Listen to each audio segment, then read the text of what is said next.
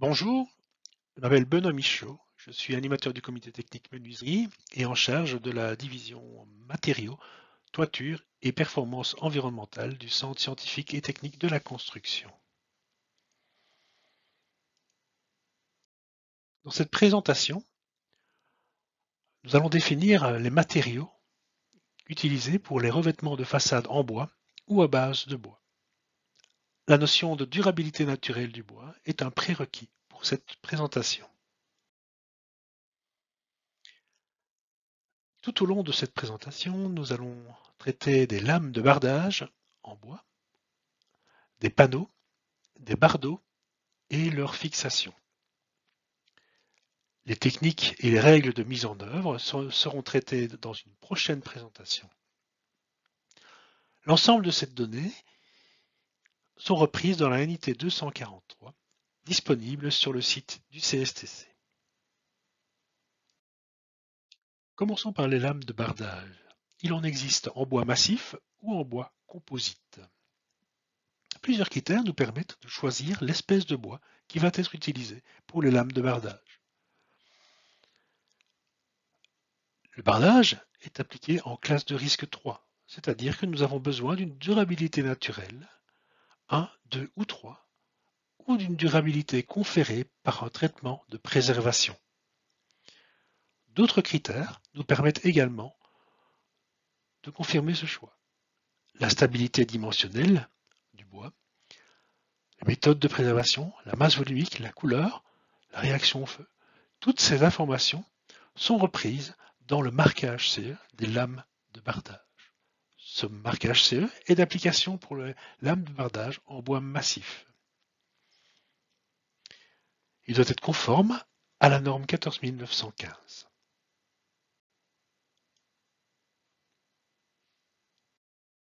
La note d'information technique 243 reprend les informations concernant une quarantaine d'espèces de bois différentes. Les plus communément utilisées en Belgique sont le cèdre, le méranti, la fromosia, le douglas, le mélèze, le padouk et certains bois modifiés, soit par trempage dans l'huile, soit par traitement thermique ou chimique. Ces traitements ou ces essences donnent un rendu différent et des couleurs différentes. Le bardage et le matériau bois, sans produit de finition, donnera toujours un grisonnement de surface. La qualité du matériau bois doit être spécifiée dans le cahier des charges. Dans toutes circonstances, il y a lieu d'éviter le cœur du bois, le moelle du bois, qui va évoluer différemment que le bois lui-même. Tout élément de bois qui a déjà subi des attaques de champignons, toute poche de résine, tout nœud non adhérent, tout fil irrégulier qui vont provoquer des instabilités dimensionnelles de l'élément.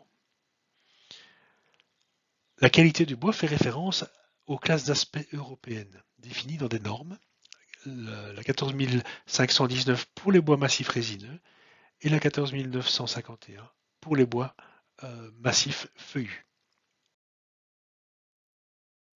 Ces deux normes définissent deux classes différentes pour l'application en bardage. La classe A étant la plus rigoureuse. Ces classes se basent sur toute une série de critères, notamment la présence d'aubiers, de nœuds, de gerces, de fentes et d'autres singularités.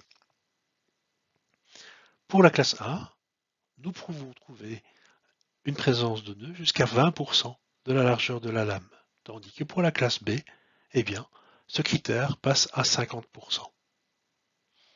Il peut y avoir des nœuds pourris jusqu'à 2 mm de diamètre pour la classe A et jusqu'à 10 mm pour la classe B. Ainsi, toutes ces singularités sont définies et leurs critères sont énoncés dans les classes de qualité. Il existe également des lames de bardage en bois composite. Le marquage CE n'est pas d'application pour le bois composite, mais il existe un guide d'agrément technique européen, l'ETAC 017, qui permet d'évaluer les systèmes complets, les bardages et leur fixation. Le bois composite est une combinaison entre des fibres, des particules de bois, avec des polymères ou d'autres charges et liants. Mais il y a lieu de vérifier les caractéristiques de ces produits.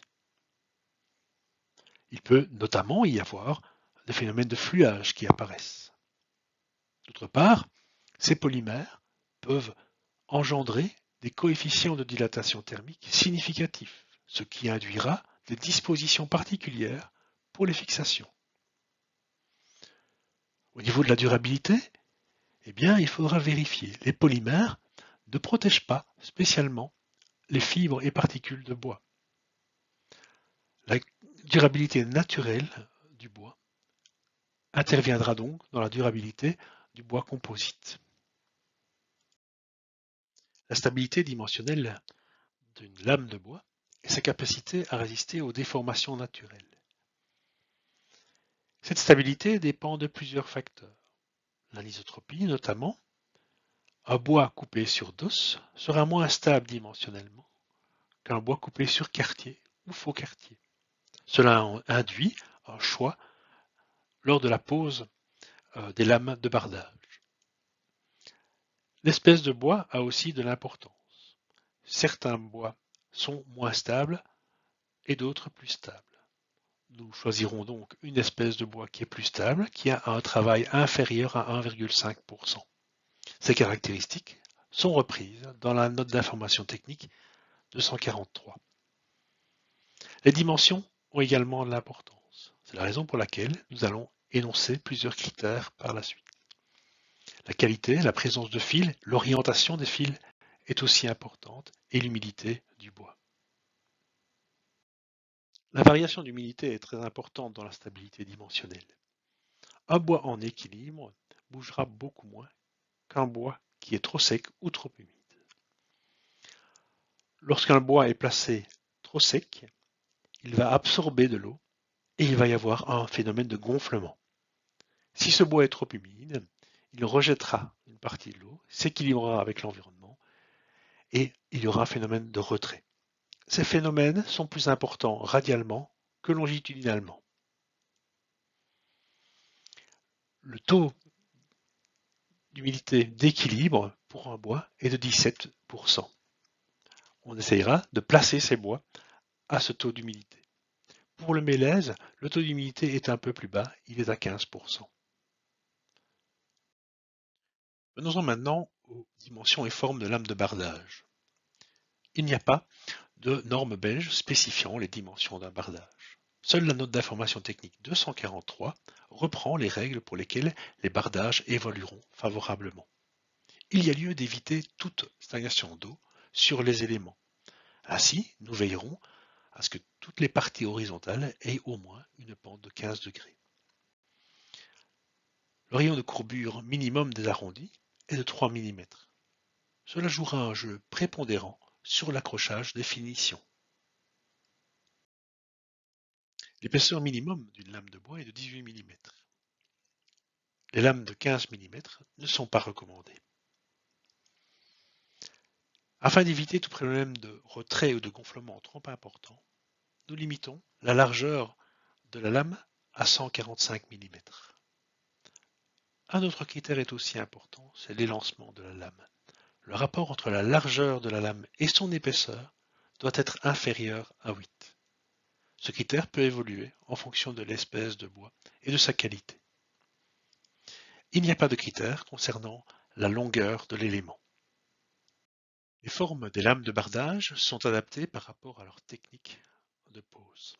Il existe des poses à recouvrement, ajourées ou par rainure et languette. Pour une pose par recouvrement, nous verrons avoir un chevauchement compris entre 8% et 12% de la largeur totale de la lame, avec un minimum de 15 mm. Pour une pose par rainure et languette, la languette doit avoir 10% de la largeur exposée. Lors de la pose, on veillera à appliquer un jeu de minimum 2 mm. Pour la pose ajourée, nous veillerons lors de la pose à avoir une distance entre lames d'au moins 10 mm. Pour les panneaux de façade, il existe un marquage CE selon la norme 13986 qui est obligatoire depuis le 1er juin 2008. Il reprendra les caractéristiques notamment de réaction au feu, de teneur en pentachlorophénol, la perméabilité à la vapeur d'eau, la conductivité thermique et quelques autres caractéristiques. Le guide d'agrément technique ETAC 017 est aussi d'application pour les bardages par panneau, mais il traitera le système complet, le bardage, l'isolation et les moyens de fixation. Il existe plusieurs types de panneaux utilisables en bardage. Les panneaux contreplaqués, communément appelés multiplex, doivent être conformes à la norme NBN EN 636-3. Elle reprend notamment les caractéristiques de tolérance, de qualité d'aspect, qualité de collage et autres caractéristiques. Il n'y a cependant pas de prescription concernant la pose et la finition dans cette norme. Ces prescriptions sont reprises dans la unité 243 ou dans les prescriptions du fabricant. La longévité du panneau est fonction de la durabilité de l'espèce de bois, du collage et de la finition. La durabilité de l'espèce ou des espèces lorsque l'on a affaire à des panneaux mixtes doit être au moins de classe de durabilité 3 ou 2 ou 1 ou recevoir un traitement de préservation. Ce traitement est de type C1 selon la classification de la BPB. La colle doit être aussi durable. Elle doit permettre d'être utilisée et d'être testée selon un critère WBP, c'est-à-dire d'être placée à 72 heures à 100 degrés, sans dégradation du panneau.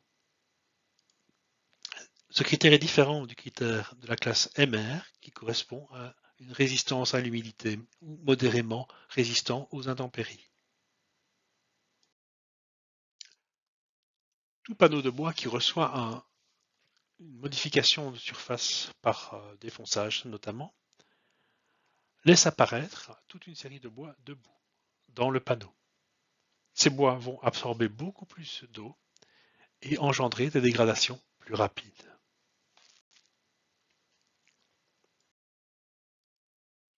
Un autre type de panneau est le panneau stratifié décoratif à haute pression, le panneau HPL. Il est composé de fibres de bois et de résine thermo-adoucissable. On y applique une finition synthétique qui donne la couleur du panneau ou sa texture. Les prescriptions de pose sont précisées par le fabricant. Bon nombre de panneaux HPL disposent d'un agrément technique qui permet de bien spécifier l'utilisation. Nous attirons l'attention que la technique de pose peut engendrer également des dégradations au niveau de la surface de l'élément. Quelques conseils complémentaires concernant les panneaux de façade. S'il y a un plaquage en bois utilisé sur le panneau, la classe de durabilité recommandée est au moins de 2. Si les bords sont apparents, ceux-ci doivent être protégés par un système filmogène. Les angles seront arrondis avec un rayon de 4 mm au minimum afin de permettre la bonne adhésion du film de protection. Et l'eau ne doit pas stagner sur les parties de ce panneau. Les épaisseurs de panneaux dépendent de l'anthrax de celui-ci. Pour le contreplaqué, on prendra une épaisseur minimum de 10 mm ou de l'anthrax divisé par 50. L'anthrax maximum étant de 750 mm. Pour les panneaux en HPL, eh bien, nous aurons une épaisseur de 6 mm pour un anthrax jusqu'à 600 mm, 8 mm pour un anthrax jusqu'à 700 et 10 mm pour un anthrax jusqu'à 800 mm. Pour ce type de panneau ou pour d'autres types de panneaux applicables en bardage extérieur, il y a lieu de se référer aux indications du fabricant. Venons-en maintenant aux bardeaux.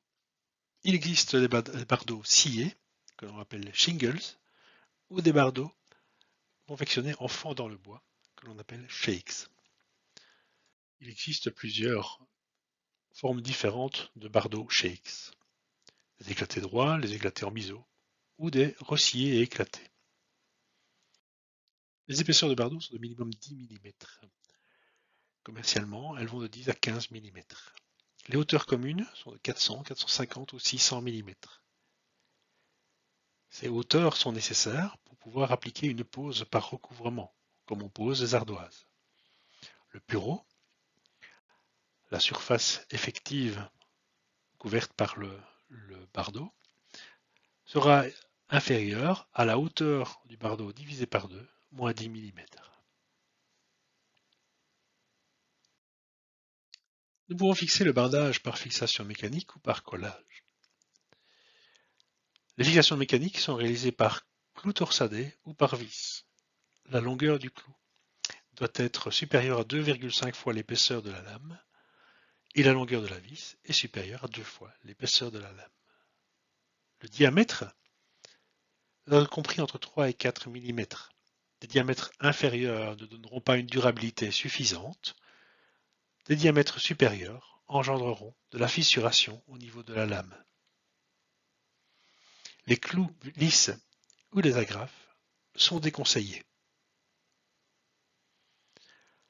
Les techniques de fixation par collage ne sont utilisées que pour des panneaux dans le cadre de systèmes évalués lors d'agréments techniques notamment. Pour les fixations des espèces de bois avec beaucoup de contenu cellulaire, type cèdre, Douglas, Merbau, Afzelia, nous utiliserons de l'acier inoxydable ou de l'aluminium. Pour les fixations des espèces de bois avec moins de contenu cellulaire, type Meranti, pitch pin, nous utiliserons des fixations en acier inoxydable ou des fixations électrozinguées. Il est évident que plus le bardage est soumis aux conditions météorologiques, plus nous avons un risque de dégradation et d'oxydation des fixations. Les techniques de mise en œuvre peuvent aussi influer sur la durabilité et l'oxydation de ces fixations. Pour plus d'informations, nous vous référons au site du CSTC ou via une recherche Google bardage bois CSTC ou NT 243 CSTC. L'antenne norme par achèvement sur le site www.normeaupluriel.be vous donne également une série d'informations complémentaires. Si vous avez un problème sur chantier, n'hésitez pas à contacter le CSTC. Je vous remercie pour votre attention. À bientôt.